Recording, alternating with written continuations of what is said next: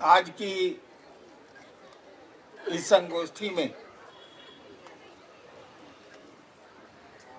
मैंने देखा 7 राज्यों से लोग आए।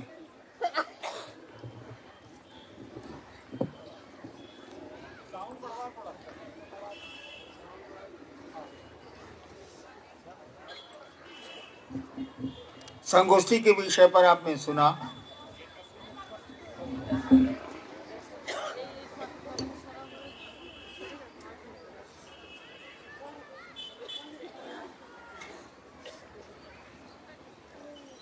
विषय है स्वच्छ भारत सुंदर भारत।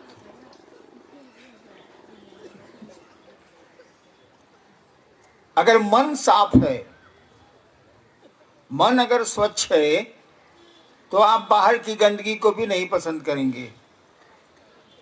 और अपने घर की गंदगी को आपने अगर साफ कर लिया, अपने मन की गंदगी को आपने साफ कर लिया और पड़ोस में छोड़ दिया, तो आपकी सफाई का क्या मानी। अपना घर खूब साफ कर लीजिए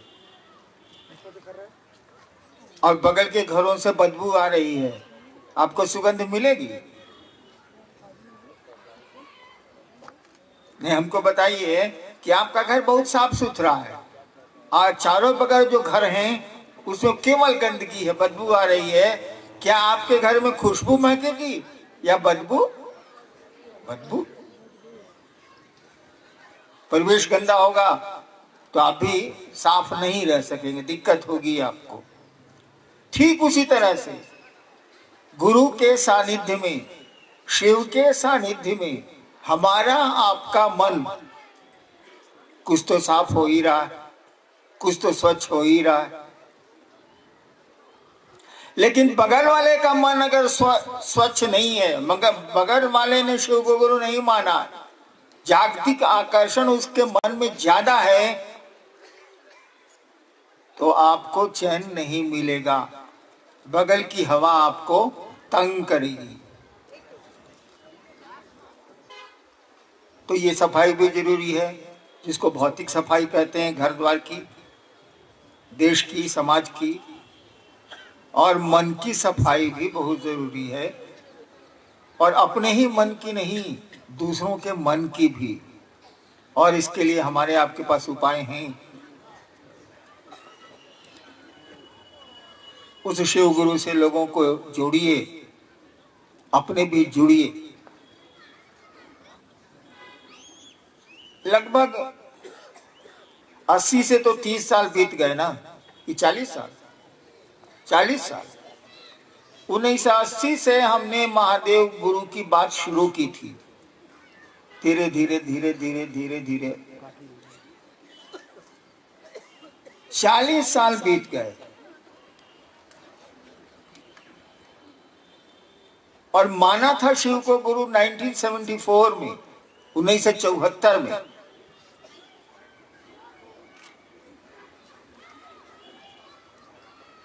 एक बात समझने का प्रयास करिए, एक बात समझने की कोशिश करिए।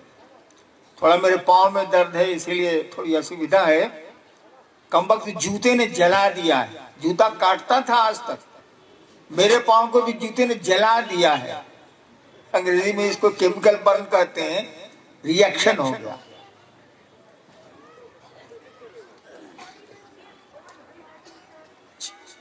चालीस साल में शिव को से गुरु के रूप में जुड़ने का जो क्रम चला,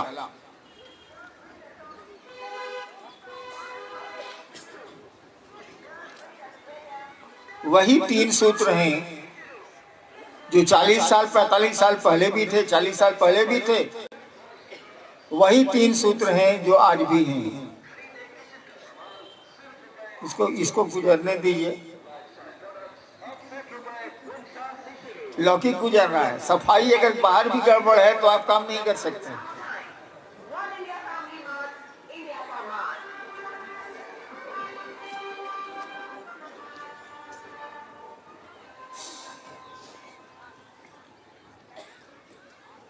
एक बात आप सोचिए कि एक बिहार प्रशासनिक सेवा का आदमी यानी एक डिप्टी कलेक्टर अपने मन से लोगों को ये कहना शुरू क्यों करता है कि आइए हम लोग भगवान शिव को अपना गुरु बनाएं? क्या कारण हो सकता है?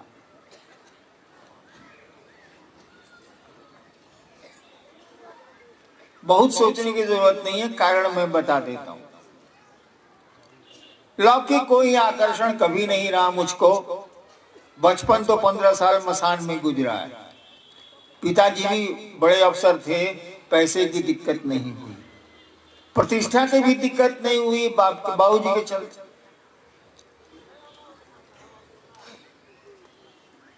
फिर क्यों मैंने शुरू किया कि आइए शिव को अपना गुरु बनाएं।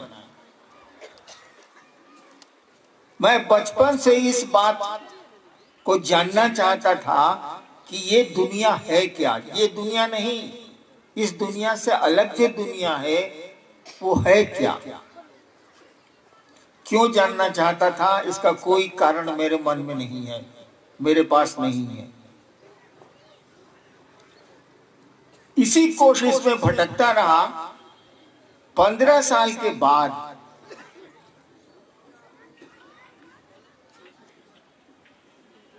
एक रात मैं एक स्मशान में बैठा था और मेरे मन में ख्याल आया।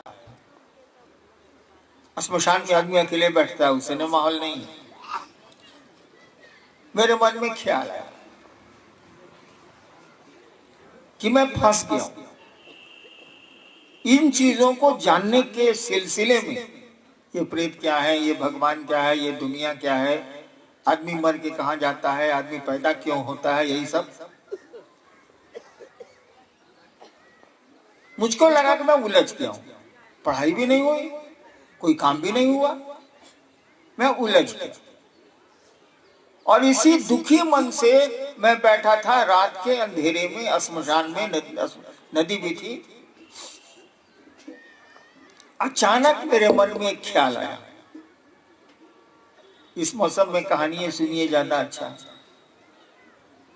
अचानक मेरे मन में ख्याल आया कि सभी गुरु कहते हैं कि गुरु भगवान होते हैं।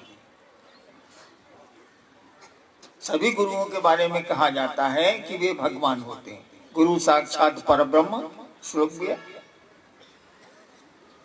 मेरे मन में आया कि जब गुरु भगवान होते हैं तो भगवान गुरु काहे नहीं है? नहीं समझे? अरे गुरु भगवान होते हैं तो मेरे मन में आया कि भगवान गुरु क्यों नहीं होते? और मैंने भगवान को गुरु मान लिया उसी क्षण। क्या बहुत दुखी बैठा था, मैंने उसी क्षण भगवान को गुरु मान लिया। भगवान जिसको हम समझते थे, भगवान जिसको मैं समझता था, समझता नहीं था, सुना था। समझने और सुनने में अंतर होता। सुना था। मेरे पिताजी मेरी माँ को कहते थे भोजपुरी में के मलकिनी, महादेव के ईश्वर कहल जाला, महेश्वर कहल जाला। विद्वान आदमी थे। वो मेरे दिमाग में था। तो जैसे मैंने भगवान को अपना गुरु माना, ये भी दिमाग में आया कि भगवान तो शिव है। सुना था, उस पर मैंने गणित बना लिए, हिसाब बना लिए और शिव को मैंने गुरु बना लिया कि नहीं, अब से महादेव को गुरु बनाएंगे। और गुरु बना के 3 काम नहीं करेंगे। जैसे लौकिक जीवन में भी हम लोग कई बार धोखा खाए हैं, खास करके गाड़ी ओड़ी मोटरसाइकिल चलाने में। तो हम लोग नियम बनाए हुए हैं कि ये काम नहीं करना है, मोटरसाइकिल में अगला ब्रेक नहीं मारना है, जो फेंका जाएगा। तो हमने भी 3 शर्तें बनाई कि शिव को तो गुरु मान लिया, लेकिन 3 काम हम नहीं करेंगे। आपके लिए तो कोई शर्त नहीं है। शिव जब गुरु होते हैं तो सारी शर्तें खत्म हो जाती हैं। लेकिन मैंने शर्त बनाई थी। पहली शर्त मैंने बनाई कि महादेव, आप अगर जो फोटो में दिखते हैं वैसा उतरिएगा, हम आपसे कुछ नहीं सीखेंगे। सम्मान तो सबका करना चाहिए, सीखेंगे नहीं कुछ, यानी आपको गुरु नहीं मानेंगे।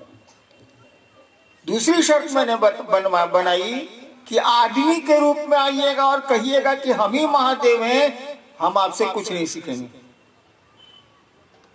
और तीसरी शर्त मैंने बनाई कि अब आपको गुरु बना लिया, इसके पहले जो 15 साल किया है वो अब नहीं करेंगे। और नहीं किया भी, मैंने कुछ नहीं किया। उसके बाद शिव को गुरु बना लिया, शिव गुरु हो गया। अब तो मन ही ना हमारा निर्णय होगा कि हम किसको बाप बनाएंगे, किसको बेटा बनाएंगे, हमारा निर्णय। हमने शिव को गुरु बना लिया।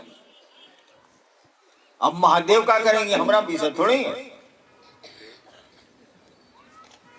8 साल बीत गए।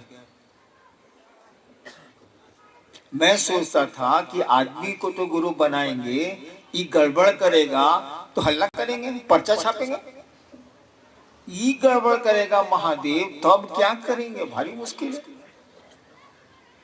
क्या कि महादेव के खिलाफ बोलने जाएंगे बाजार में तो हम पिटा जाएंगे, भारतवर्ष है। तो मैं किसी को नहीं कहता था कि मैंने शिव को अपना गुरु बनाया, किसी से नहीं बोलता। एक मेरी पत्नी जानती थी और दूसरा मैं, बस। 8 साल बीत गया। लौकिक घटनाएं होती रही, आध्यात्मिक घटनाएं भी होती रही। 8 साल बीतने के बाद मुझको लगने लगा कि ये तो गुरु है, ये तो गुरु का काम करता है। और ऐसा लगा कि इसके जैसा गुरु है ही नहीं। यानी अन्य लोगों को तो कुछ करना धरना भी पड़ता है गुरुओं को, इसको तो कुछ करना ही नहीं पड़ता। मैंने जो चाहा सो किया और बोलने से ही काम हो गया।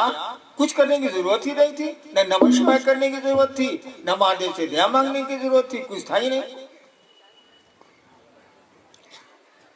और मैंने सोचा इतना बढ़िया गुरु,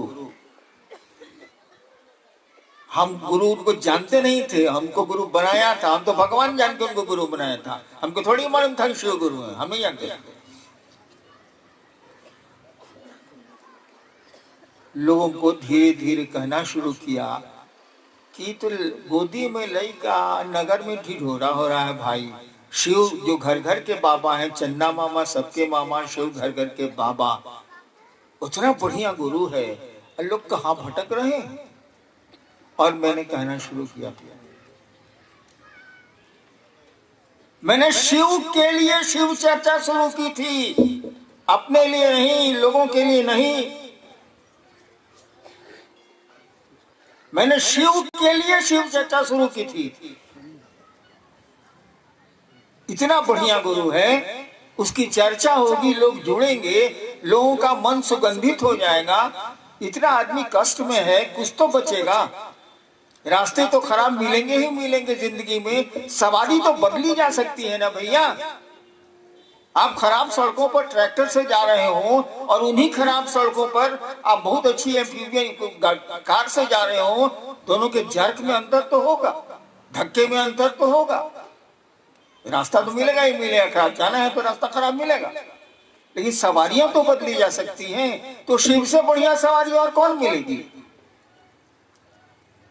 और यही सोच के मैंने लोगों को शिव गुरु से जोड़ना शुरू किया। आज 40 साल के बाद क्या स्थिति है, जो मुझको लगता है, हो सकता है गलत लगता हो, आज 40 साल के बाद क्या स्थिति है। मैंने शिव से लोगों को जोड़ने की कोशिश की थी भैया, मैंने शिव से लोगों को जोड़ने की कोशिश की थी। आप दिख भी रहे हैं शिव से लोगों को जोड़ते हुए, लेकिन आप शिव से न जुड़ पाए हैं, न जोड़ पाए हैं। आप तो लोगों के शिष्य हो गए। चले थे शिव से बनने, चले थे शिव से बनाने लोगों को। अब तो मैं देख रहा हूं कि जितने लोग पुराने अमूमन हैं, वो तो लोगों के शिष्य हो गए, अब शिव के शिष्य वो नहीं रह गए हैं। क्यों ऐसा हुआ? इस पर भी तो विचार करना होगा। कोई भूखा है, ये शोर करने से तो काम नहीं चलेगा। कोई भूखा है, उसको भोजन की व्यवस्था करनी होगी। तो मैंने देखा कि मामला कहां फंसा है।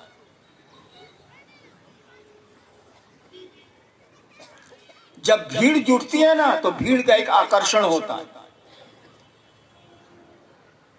अकेला रहिए, 4 आदमी रहें, तब आकर्षण के बिंदु कम रहते हैं। ज्यादा आदमी हो जाइएगा तो आपके पास पैसा होगा, व्यवस्था हो गई, सुविधाएं हो गई, ऐशो आराम के साधन जुट जाएंगे, तो आदमी उधर भागता है और भाग गए लोग। मैं तो माथा पीट के रह जाता हूं कि चले थे लोग शिव से बनने, चले भी शिव की ओर थोड़ी देर, उसके बाद क्षेत्रानुगामी हो गए। आपको पता हो या नहीं पता हो, मुझको खबर रहती है इस संगोष्ठी के बारे में कुछ राज्यों में कुछ जगहों पर जब कहा गया, फल्ला या भैया हमको बोलवे नहीं किए हैं रांची आने के लिए उस संगोष्ठी में, आप कौन है, फोन रखिए। मैं नाम नहीं लेना चाहूंगा।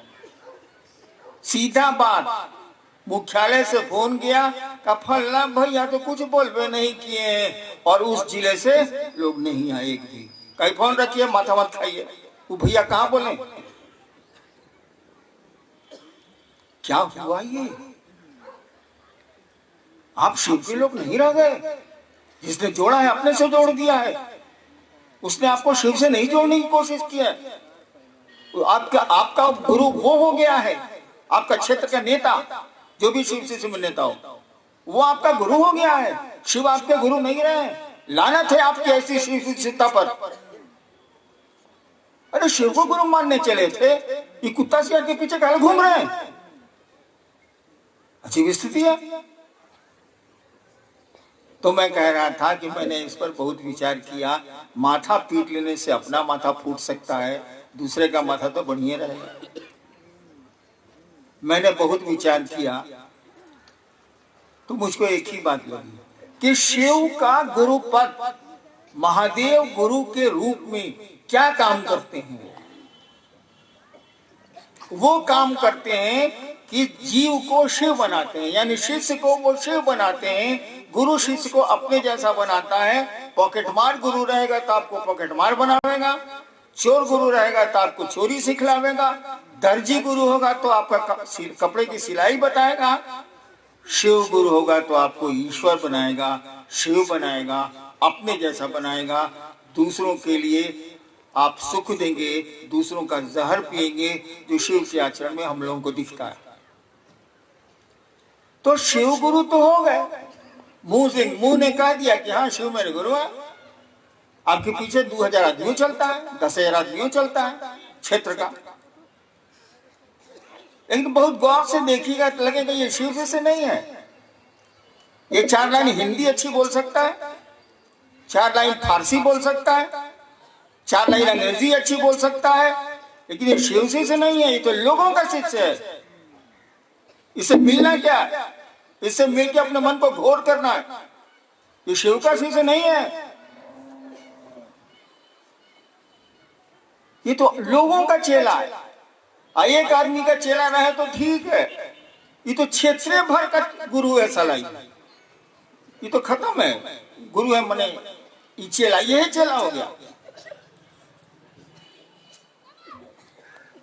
मैंने देखा कि 3 सूत्र आपको दिए गए। सबको अमूमन मालूम है कि ये 3 सूत्र क्या है। कुछ नहीं है, हमारे आपके मन को शिव की परिधि में, गुरु के भाव क्षेत्र में रखने का तरीका है और कुछ नहीं। तीनों सूत्र एक ही बात कहते हैं, वो शिव गुरु की बात करते हैं। लेकिन कोशिश करिए कि उसको शिव से जोड़ें, अपने से मत जोड़िए। अपने पैसे, अपनी सुविधाओं के लिए उसको मत जोड़िए। ये अपराध हो रहा है और इस अपराध की आपको सजा मिलेगी। मैं नहीं दे सकता, मैं तो आप ही की तरह एक इंसान हूं, लेकिन वो शिव तो दे सकते हैं, आपका गुरु तो दे सकता है। उसमें भी उसकी भलाई छिपी होती है। शिक्षक बच्चों को डांटता है, उसमें भी भलाई है उस बच्चे की। यानी आपका जो पहला सूत्र है उसमें आपको कहा गया कि अपने शिष्य बने रहने के लिए आप दया मांगिए महादेव से। भूल गए आप। आपका मन तो गुरु भाइयों से दया मांगता है, ईसाई 10 को रुपया दे देगा, 50 को रुपया दे देगा, 100 को रुपया दे देगा। हाँ 4,500 हो गया, चल चल। यही तो हो गए हैं हम आप।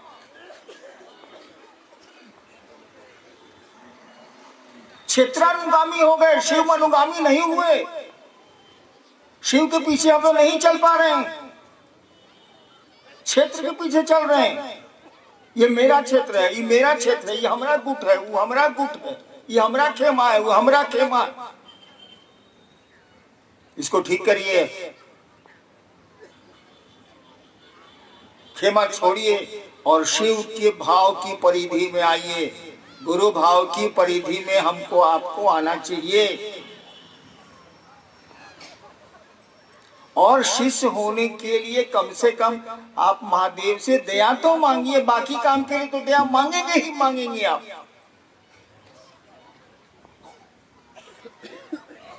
मांगना ही मांगना आपकी लाचारी है, कोई उपाय नहीं है। जगत में ऐसा आदमी फंसता है कि दया मांगेगा ही मांगेगा महादेव से, लेकिन मूल काम तो हम आप भूल गए। जिसके लिए पहला सूत्र दिया गया था, जिसके लिए दूसरा सूत्र दिया गया था, जिसके लिए नमः शिवाय करना था, प्रणाम, उसका प्रयोजन, उसका उद्देश्य ही भूल गए हम आप। तो चलिए भूल गए, कोई बात नहीं। आदमी है, वो गड़बड़ हो सकता है, रास्ते से बेरास्ता हो सकता है। अभी तो चेतिए, कम से कम उस महादेव से, अपने गुरु शिव से ये तो भीख मांगिए दया की कि हम आपके शिष्य बन जाएं। और आप भी ये भी जान लीजिए, हरिनारायण महादेव का चेला नहीं है। क्यों? जो पूर्ण शिष्य होगा वो पूर्ण गुरु होगा। शिष्य भाव गुरु भाव में बदलता है। यानी हम लोग सभी जीव हैं, कोई किसी दूरी पर, कोई किसी दूरी पर, कोई किसी दूरी पर खड़ा है उस रास्ते में। तो शिव के शिष्य हम बने, ऐसी दया जरूर मांगिए। और मांगना मुंह से मांगना है भैया। मुंह से तो माइक हटा दीजिए, इतनी दूर में मेरी आवाज नहीं जाएगी। मन से ना मांगना, मन से मांगना। यानी समझे, ये मन मन मन। देखो, एक दिमाग होता है जो जोड़ता है 2 2 4। एक दिल होता है जो हिसाब नहीं जोड़ता। जब भाव बढ़ते हैं ना, तो दिमाग का काम बंद हो जाता है। उदाहरण दूं क्या? और जब दिमाग बढ़ता है ना, तो दिल का काम दब जाता है। आपका दिमाग सोच रहा है इस भूखे को खिलाएंगे तो हम क्या खाएंगे, दिमाग सोच रहा है। तो दिल को सोचना बंद कर देगा, दिल नहीं चलेगा वहां। और किसी ने उठाया, अपना भोजन ही दे दिया, उसका दिमाग नहीं काम कर रहा, उसका दिल काम कर रहा है, भूखा है, इसको खिला देगा। तो ये बात जो हम लोगों के दिमाग में है कि शिव मेरे गुरु हैं, जब तक हम लोगों के दिल में नहीं उतरेगी, काम नहीं चलेगा। और दिमाग से कोई बात दिल में उतरती है। हम लोगों को दया मांगनी चाहिए उस महादेव से कि हम लोग शिष्य बन जाएं। बाकी चीज के लिए दया मांगी ना, आपको कौन रोकता है भाई, मांगे कीजिएगा। लेकिन इस काम के लिए मांगिए जो मूल काम था, हम आप भूल गए, भूलते जा रहे हैं हम। आपको हमको उनसे दया मांगनी चाहिए कि हम आपके शिष्य बने। और बाकी चीज के लिए तो मांगते ही मांगते हैं। और मेरी आपसे प्रार्थना है, मेरा आपसे अनुनय है, मैं पांव पकड़ के आपको कह सकता हूं, कहता हूं, बल्कि सुनिए कि क्षेत्र के लोग मत बनिए। काम क्षेत्र में जरूर करिए, लेकिन क्षेत्र के लोगों को शिव से जोड़िए। काहे अपने से जोड़ते हो बाबू? बड़ी खराब इसका रिजल्ट आएगा। और नहीं आएगा तो कहिए हम दिखा सकते हैं। देखते हैं क्या सवाल।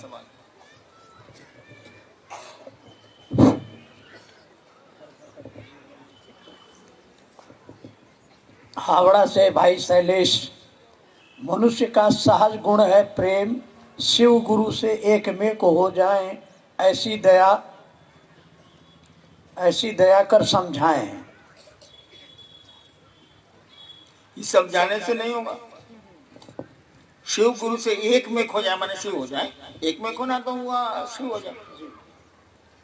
आप शिव हो जाइए, वो तो शिव ही बना सकता है, क्या कि गुरु ही शिष्य को अपने जैसा बनाते हैं, तो शिव ही गुरु के रूप में आपको शिव बनाएंगे। उनसे एक में खोने का प्रयास करिए भाई साहब। यहाँ तो पहला सूत्र भी हम लोग गड़बड़ कर दिए हैं, तो दूसरा तीसरा क्या करेंगे। दया मांगनी अपनी शिष्यता के लिए, मांग रहे हैं पैसा रुपया गाड़ी ऐश्वर्य के लिए। अरे वो तो ऐसी चीज है, आज है कल नहीं रहेगी। हम आप भी आज हैं कल नहीं रहेंगे, शिव तो हमेशा रहेगा। नेक्स्ट।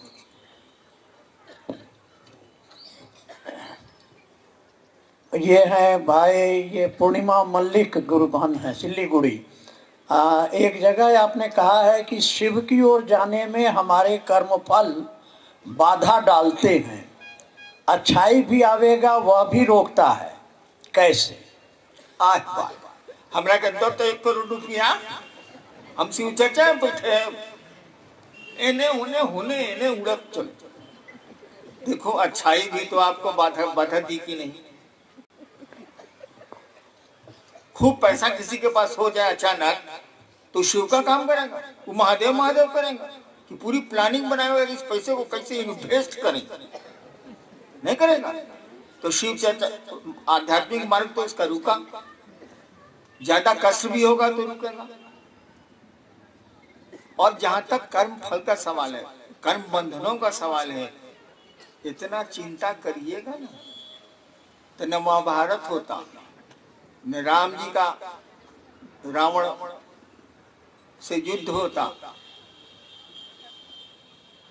और शिव के शिष्य कर्म फलों की चिंता नहीं करते, उनका शिव कर्म बंधनों से शिष्य को मुक्त करता है। इसकी चिंता छोड़िए और आगे बढ़िए। आप तो शिव के शिष्य हैं। आपको जब मंडल जी बोला तो खूब ताली बजाइए, हमरा में ताली बजेबो तो हम बोलबे ना कर। मैं आपकी तालियों से प्रसन्न नहीं होऊंगा। जिस दिन आपके दिल से ये आवाज उठ जाए कि शिव मेरे गुरु हैं, दिल से दिमाग से नहीं, जिस दिन आपके दिल से ये आवाज उठ जाएगी, मैं कहीं भी रहूं आसमान में या धरती पर, जिस दिन आपके दिल से ये आवाज उठ जाएगी शिव मेरे गुरु हैं, मैं शिव का शिष्य हूँ, उस दिन मैं ताली आपके लिए बजाऊंगा। आप मेरे लिए क्या तालियां बजाते हैं?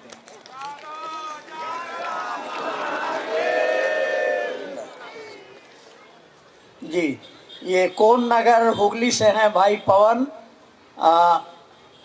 आपने शिष्यानुभूति में लिखा है केवल अस्थाई शिष्य भाव अनिवार्य है, लेकिन ये अस्थाई शिष्य भाव होगा कैसे? शिष्यानुभूति देखे हो, देखा ही होगा, तुम लोग पढ़े तो हो नहीं, बहुत कम आदमी पढ़ा होगा, देखा जरूर होगा। हमारे अलमारी में भी कम से कम 4000 किताब है, कुछ चोरी हो गई कुछ है, लेकिन है। साले को 20 साल से हम पढ़वे नहीं किए, कहाँ समय मिलता। हाँ उसके पहले जरूर पढ़े, तो शिष्यानुभूति पढ़े ही नहीं, रखे जरूर हम ऊपर के जेब में। या देखिए शिष्यानुभूति हमारे जेब में नहीं है, देखिएगा मंडल जी के जेब में है और लोगों के जेब में है। ये प्रदर्शित करते हैं कि देखिए हम शिव शिष्य हैं, हमको प्रदर्शन की जरूरत नहीं, हम शिव शिष्य हिले नहीं है, हम तो कोशिश में लगे हैं भैया। शिष्यानुभूति में वो जो पुस्तक है, अंग्रेजी में भी है हिंदी में भी है, उसमें अनिवार्य शब्द का मात्र एक जगह प्रयोग हुआ है, आप लोग ध्यान दीजिएगा। पूरी शिष्यानुभूति जो हिंदी में उसमें देखिएगा आवश्यक शब्द का कई जगह प्रयोग है, लेकिन अनिवार्य शब्द का मात्र एक जगह प्रयोग है। अनिवार्य का मानी क्या होता है भैया? जिसके बिना हो ही नहीं, होना ही है।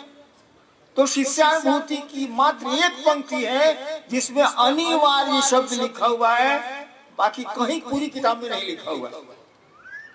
कौन सा है वो अनिवार्य शब्द? कहता है कि शिव का शिष्य होने के लिए, पूरा वाक्य तो हमको याद नहीं है लेकिन भाव तो मालूम है। शिव का शिष्य होने के लिए केवल मन पूछते हैं, केवल शिव का शिष्य होने के लिए केवल अस्थाई शिष्य भाव अनिवार्य है। और कहीं किसी पूरी किताब में अनिवार्य शब्द का प्रयोग नहीं हुआ है, अनिवार्य है। फिर लिखती है शिष्यानुभूति, फिर किताब में आगे आता है कि ये सामान्य नहीं है, यहाँ तो पत्नी से तलाक हो जाता है, यहाँ बाप बेटे के संबंध टूट जाते हैं, गहरी मित्रता खत्म हो जाती है। तो शिव से हमारा संबंध शिष्य के रूप में अस्थायी कैसे होगा? परमानेंट हो ही नहीं सकता है, आदमी का लक्षण ही नहीं, बहुत मुश्किल। तो शिष्यानुभूति कहती है इट इज नॉट परमानेंट, आसान नहीं है ये, इट इज वेरी डिफिकल्ट। तब कहती है कि हाँ बाबू, अस्थायी शिष्य भाव अगर नहीं है, तुमको डर लगता है कि जिंदगी जब लपड़ मारेगी, थपेड़े मारेगी तो शिव छूट जाएंगे। बीवी नहीं छूटेगी हम जानते हैं, बच्चे नहीं छूटेंगे हम जानते हैं, महादेव को तो छूटना ही छूटना, ये तो हम भी जानते हैं। है कि उसकी कीमत हम लोगों की चप्पल के बराबर भी हम लोग नहीं आंकते हैं। मेरी चप्पल आप चुरा लीजिए, चुरा मत लीजिएगा, सोचो भाई, मेरी चप्पल आप चुरा लीजिए, मैं दुखी हो जाऊंगा। मेरे शिव को चुरा लीजिए, मुझको कोई गम नहीं है, ताकि मनुष्य की कीमत ही नहीं जानता है। मेरी चप्पल चुरा लीजिए, मुझको गम है, मेरे शिव को चुरा लीजिए, मुझको कोई गम नहीं। ये तो कीमत है हमारी आपकी शिव की। और कहते हैं कि वो दया नहीं करते, आप दया मांगते नहीं है, आपने शिष्य होने के लिए दया मांगी नहीं, और इसीलिए शिष्य नहीं हुए। न दूसरों को बनाते हैं आप शिव का शिष्य, न अपने हैं आपके शिव के शिष्य, अपना शिष्य बनाते हैं, अपना माल मटेरियल टनते हैं। तो कहा कि जब अस्थाई शिष्य भाव नहीं होगा तब बाबा 3 काम करना। कहना कि हे शिव आप मेरे गुरु, कहना नहीं, ये आवाज दिल से उठनी चाहिए। माँ शब्द दिमाग से नहीं होना चाहिए, दिल से उठेगा ना, ये बात उठेगी ना दिल से कि माँ, तो उसके बहुत अर्थ होते हैं। दिमाग से उठेगी तो भी हम ये समझा देते हैं। यहाँ बहुत लोग होंगे जो कहते होंगे बुजुर्ग महिलाओं को, माँ जी बैठ जाइए, माँ जी जरा घसक जाइए, उस आदमी के कॉलर पकड़िए,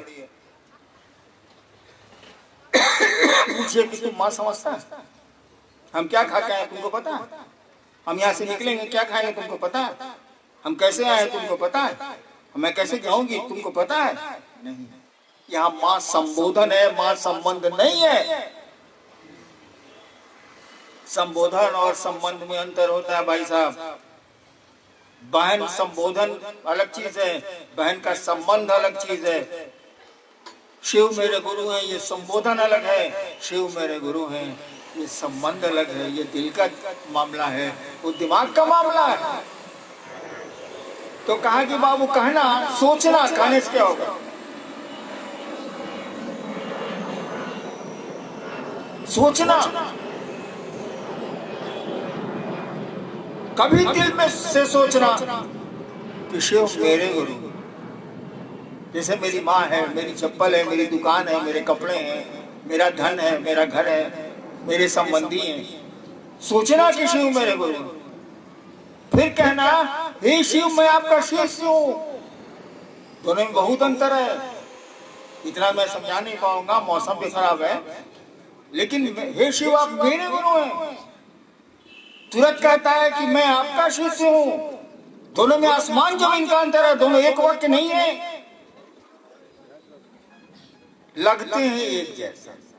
यहाँ तो लगने के लिए बड़ी चीज एक लगता है बाबू, भीतर झंकोगे तो एकदम ठीक विपरीत मिलेगा। तो खैर उसमें अब नहीं जा रहा, सूत्रों में मैं नहीं जा रहा हूं। दूसरा कहा कि दूसरों से गप करोगे ना तो मन में शिव उतरेंगे और उसके मन में भी वह महादेव गुरु उतरेगा। काहे के लिए? इसलिए कि सोच के कि हम चल रहे हैं तो साथी मिल जाएगा तो दोनों चलेंगे, मजा ना आएगा। तीसरा कहा कि तुमको है शिव, अपना तुमको प्रणाम करता हूँ। आप नमः शिवाय से प्रणाम करते हैं, बिना नमः शिवाय के प्रणाम हो सकता? प्रणाम में तो बोली का मामला नहीं है। वो बोली तो दिमाग बोलता है, शब्द दिमाग से चलते हैं, दिल तो बिना शब्दों के चलता है। उसको भाषा और शब्दों से क्या लेना है? कहा कि अस्थायी शिष्य भाव नहीं होगा तो ये करना।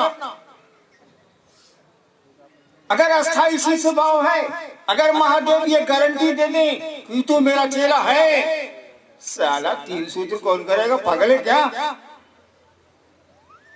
हमारी गारंटी की कीमत नहीं है। लेकिन शिव अगर बोल दे कि तू मेरा शिष्य है, साला 3 सूत्र कौन करेंगे हम? लेकिन उन्होंने ये एहसान किया है तो उनको प्रणाम जरूर करेंगे। वो कहेंगे दुनिया को बताओ, बता देंगे हम। करने का ऐसा कुछ नहीं होगा वहां। लेकिन हम लोगों के पास अस्थायी शिष्य भाव नहीं है, इसीलिए तीनों सूत्र को करना पड़ता है। अस्थायी शिष्य भाव हो जाए, किसी सूत्र की जरूरत नहीं है। अच्छा, एक बात बताइए, आपका पांव बहुत अच्छा है, चलते आप बहुत ठीक है, तंदुरुस्त है आप, आपको बैसाखी की जरूरत है? कोई कहेगा लीजिए तो बैसाखी, कहेगा पगला है का, हम लंगड़े हैं, कहिए कि नहीं कहिए?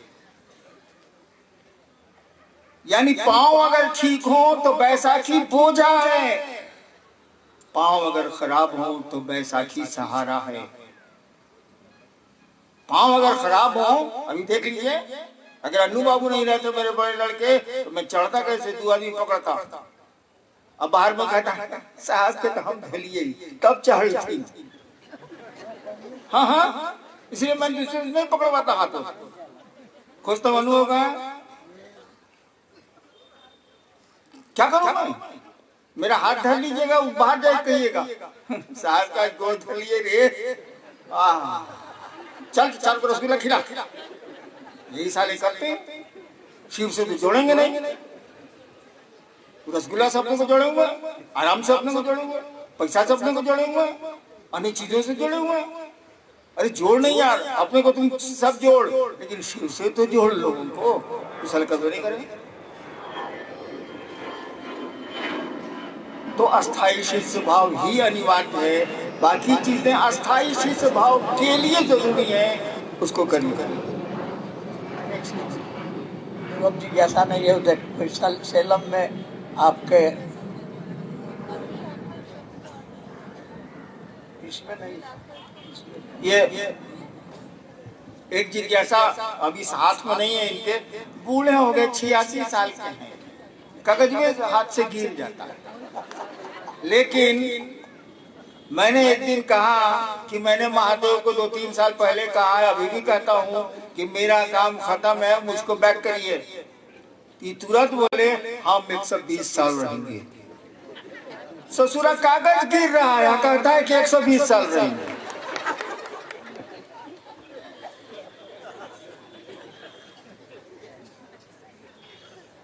वो पुस्तक के नाम पर सवाल है, अनमिल।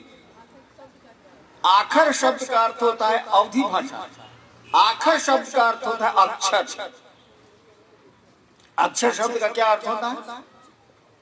ईश्वर को कहा जाता है, परमात्मा को कहा जाता है।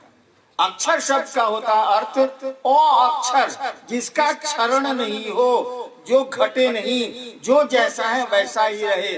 मात्र शिव ही अक्षर है, क्योंकि वे ही सत्य हैं, वे ही सुंदर हैं, वे ही शिव हैं। अक्षर का अर्थ होता है परमात्मा, वो ईश्वर, वो शिव, जिसमें क्षरण नहीं होता है, यानी घटता बढ़ता नहीं है, वो जैसे है वैसे रहेगा। वो सुंदरता, शिव को सुंदर क्यों कहा गया? गुलाब का फूल सुंदर है कि नहीं है? परसों बताइएगा, ये जो फूल खोसे गए हैं सुंदर हैं, परसों आके देखिएगा, सुंदर लगेगा।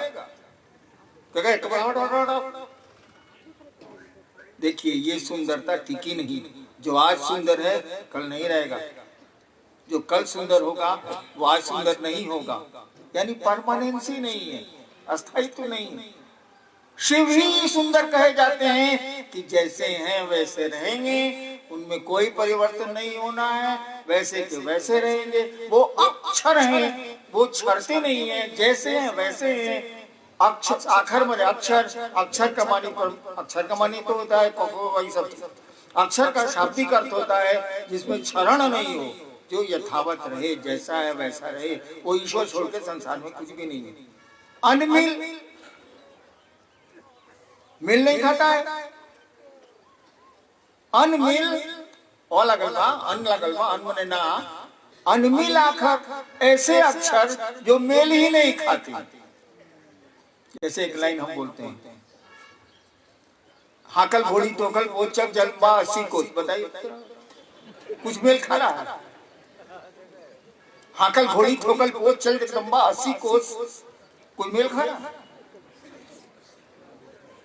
सोचिए। लेकिन इसका प्रभाव नहीं जानिए तो ज्यादा अच्छा है। आप लोग खाना खाइए, लेकिन अभी जिसकी 2 बजे 3 बजे ट्रेन है वही अभी खाएगा, बाकी यहीं बैठेगा मेरे साथ भजन सुनेगा। जैसे जैसे ट्रेन पहले है, जिसके साउथ वालों की कुछ ट्रेन है 2:30 बजे, फिर 3:30 बजे 3:45 में उड़ीसा वालों की है, फिर 5-6, जिसकी शुरू में ट्रेन होगी वही खाएगा। नहीं तो मैं वहां बैठता हूँ, डंडा लेके पीटूंगा।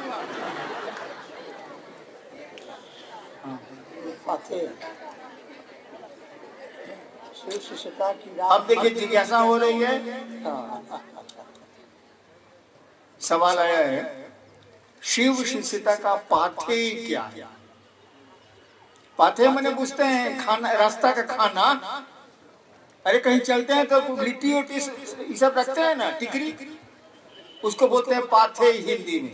यानी पथ में, रास्ते में जो आपको भोजन है उसको पाथेय बोलते हैं।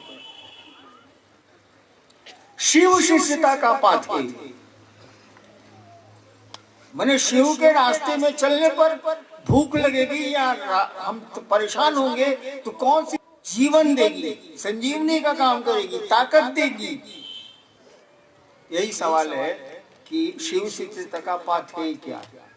शिव शिष्यता का पाथेय हमारी आपकी शिष्यता है, और पाथेय होगा कि उस गुरु से हम सभी मिलकर प्रार्थना करें, मानसिक संप्रेषण करें, मनी मन करें कि आप मेरे गुरु हो जाइए और हम आपके शिष्य के रूप में लगे जगे रहें। आप इतनी कृपा कर दीजिए और हिदायत पर भी कीजिए, और जितने लोग खड़े हैं बैठे हैं सब पर करिए। मैं महादेव से यही प्रार्थना करता हूँ कि वो आपके गुरु हो जाएं, आप उनके शिष्य हो जाइए। आइए चलें जरा सा शिव की ओर। प्रणाम।